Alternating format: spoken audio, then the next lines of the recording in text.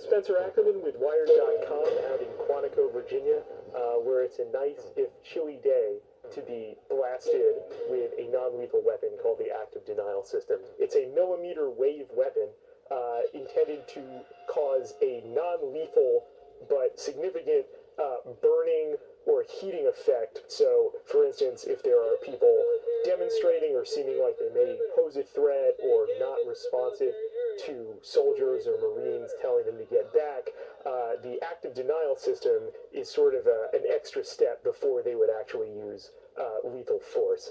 Dr. Worry, can you tell us a bit about why this, for instance, won't microwave me? The frequency that is built into these transmitters is 95 gigahertz. That's a factor of 100 higher than the microwave level frequencies that penetrate. The 95 gigahertz gives us propagation downrange with very limited penetration. So how deep will this actually get under my skin? 1/64 of an inch. Let's go get shot. There'll be a gray pickup truck, which is our safety vehicle. We need to be backed off the range.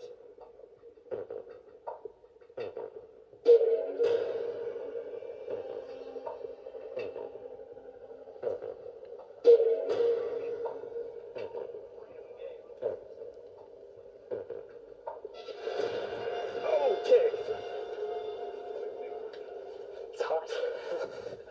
Now, if I didn't know where the active denial system was and that it was going to fire, I would just think this blast of heat was coming from out of nowhere.